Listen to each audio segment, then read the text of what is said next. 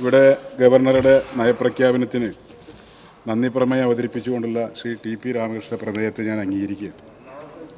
KPCCയിൽ നിന്ന് കിട്ടിയ ഒരു PP കിറ്റും സ്പിരിറ്റുമായിട്ടാണ് ഇന്ന് പഴയ പ്രതിപക്ഷ നേതാവ് സംസാരിക്കാൻ തുടങ്ങിയതെങ്കിലും എന്തായാലും അത് മല എലിയെ പ്രസവിച്ച പോലെ ആയി എന്നാണ് എനിക്കതിനെ സംബന്ധിച്ച് പറയാം. സാർ, കഴിഞ്ഞ ദിവസം ബഹുമാനായ മുൻ പ്രതിപക്ഷ നേതാവ് ഗുരുവായൂരിൽ ശ്രീ TN പ്രതാപന് ഒരു അവാർഡ് കൊടുക്കുകയുണ്ടായി. മുൻ MLA ശ്രീ ബാലറാമിൻ്റെ പേരിലൊരു അവാർഡായിരുന്നു. ആ അവാർഡ് കൊടുത്തതിനെക്കുറിച്ച് തന്നെ അവിടെ പ്രശ്നമുണ്ട്. കാരണം K. മുരളീധരനെ തോൽപ്പിച്ച കേസിൽ KPCC നടത്തുന്ന അന്വേഷണത്തിലെ K. മുരളീധരൻ്റെ ചാർജ് ഷീറ്റിൽ 1-ാം പ്രതിയാണ് അദ്ദേഹം. അപ്പം അദ്ദേഹത്തിനാണ് അവാർഡ് കൊടുത്തത്. ഇങ്ങനെ അവാർഡ് കൊടുത്താൽ നമ്മുടെ കഷായം ഗ്രീഷ്മക്ക് വനിതകൾക്കുള്ള നല്ല അവാർഡ് കൊടുക്കുമെന്നാണ് ഗുരുവായൂരിലെ കോൺഗ്രസ്സുകാർ ചോദിക്കുന്നത്. അതെന്തായാലും അവിടെ നിൽക്കട്ടെ, പ്രശ്നം അതല്ല സാർ.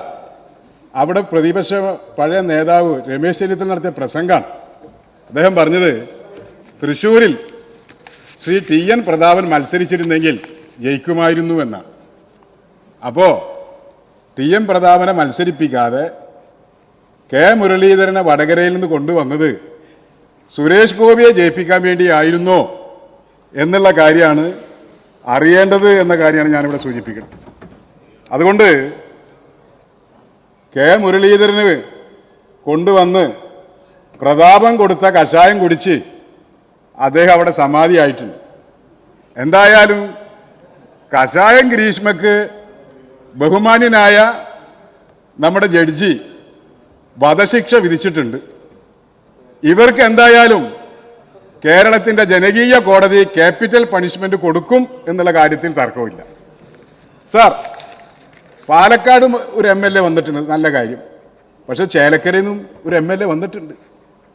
പാലക്കാട് കോൺഗ്രസ് ജയിച്ചപ്പോൾ സാധാരണ ആരാ ജയിച്ച് അവരാണ് ജാഥ നടത്തുക. യഥാർത്ഥത്തിൽ പാലക്കാട്ട് ജയിച്ച ആൾക്കാർ ജാഥ നടത്തി, അത് SDPIക്കാർ.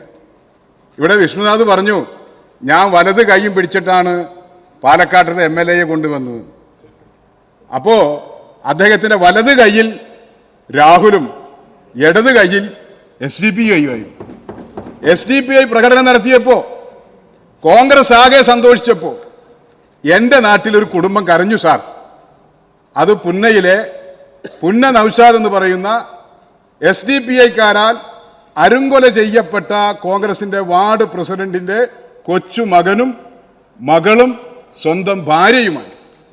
അതുകൊണ്ട് ഈ വിജയം പുന്ന നൗഷാദിനെ കൊലപ്പെടുത്തിയവർക്കുള്ള ഒരു അവാർഡ് പോലെ ആയിപ്പോയി എന്ന കാര്യം ഈ ഒരു സന്ദർഭത്തിൽ സൂചിപ്പിക്കുകയാണ്. സാർ, ഞാൻ നമ്മുടെ പ്രതിപക്ഷ നേതാവിനെ ഏറ്റവും മികച്ച ഗാന്ധിയുടെ അനുയായിയായി അംഗീകരിക്കുക. കാരണം മഹാത്മാഗാന്ധി വിദേശ വസ്ത്ര ബഹിഷ്കരണം, നിസ്സഹകരണ സമരം ഇതൊക്കെ നടത്തിയ ആളാണ്. അദ്ദേഹം കോൺഗ്രസിൻ്റെ അഖിലേന്ത്യാ പ്രസിഡന്റ് ആയതിൻ്റെ 100-ാം വാർഷികം ആഘോഷിച്ചു. ആ ആഘോഷ ചടങ്ങ് മഹാത്മാഗാന്ധി വിദേശ വസ്ത്ര ബഹിഷ്കരണം നടത്തിയിട്ടാണ് സമരം നടത്തിയതെങ്കിൽ KPCCയുടെ ആ യോഗം ബഹിഷ്കരിച്ചുകൊണ്ടാണ് അദ്ദേഹം ബഹിഷ്കരണ സമരം നടത്തിയത് എന്ന് നമ്മൾ കാണും. സാർ, 2021 മാർച്ച് മാസത്തിൽ കാസർഗോഡ് നിന്നൊരു ജാഥ തുടങ്ങി, 4 കൊല്ലം മുമ്പ്. ആ ജാഥ ഉദ്ഘാടനം ചെയ്തത് നമ്മുടെ NA നെല്ലിക്കുന്നാണ്. ഒരു അമ്മയുടെ ജാഥയാണ്, വാളയാറിലെ അമ്മ. നീതിക്ക് വേണ്ടിയായിരുന്നു ആ അമ്മയുടെ ജാഥ. പിന്നെ ആ അമ്മയെ ധർമ്മടത്ത് മുഖ്യമന്ത്രിക്കെതിരെ മത്സരിപ്പിച്ചു. മൂല്യബോധമുള്ള ജമാഅത്തെ ഇസ്ലാമിയും കൂടി പിന്തുണച്ചു. ഇപ്പൊ അമ്മ ആരാണെന്നാണ് CBI പറഞ്ഞത്? രാക്ഷസി എന്നാണ്. ആ അമ്മയെ ചേർത്ത് പിടിച്ചത് കൊണ്ടായിരിക്കണം ഒരു പക്ഷേ നെല്ലിക്കുന്ന് ബോംബെയിൽ ചെന്നപ്പോൾ ക്രിമിനലുകളൊക്കെ അവിടെ ഇല്ലാത്രേ. ക്രിമിനലുകളൊക്കെ ഇപ്പോൾ എവിടെ ഉണ്ട്? നെല്ലിക്കുന്നിന് ഉൾപ്പെടെയുള്ള 140 മണ്ഡലങ്ങളിൽ അവർ സ്വീകരണം കൊടുത്ത ജാഥയിലുണ്ട് എന്നുള്ളതുകൊണ്ടാണ്. നിങ്ങൾ ആലോചിക്കണം, നെല്ലിക്കുന്ന് ബോംബെയിലെ BJP ഗവൺമെന്റിന്റെ ക്രമസമാധാനത്തിന് ഗുഡ് ലിസ്റ്റും നിങ്ങൾ ആലോചിക്കണം.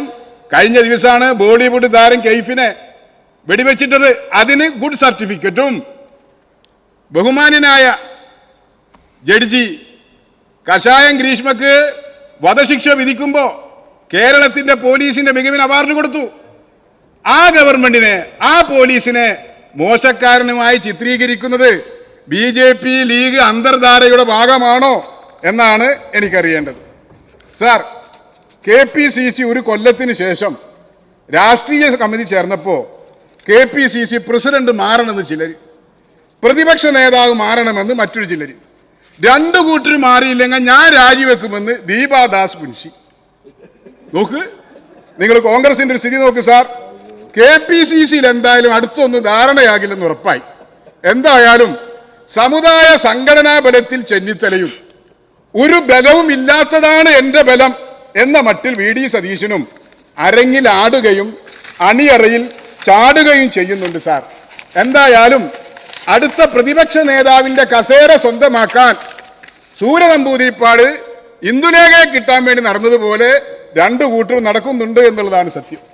സാർ, പ്രിയപ്പെട്ട മണ്ണാർക്കാട് അംഗം ഇന്നലെ പറഞ്ഞു ജമാഅത്തെ ഇസ്ലാമി വെള്ള പൂശിക്കൊണ്ട് സംസാരിച്ചു.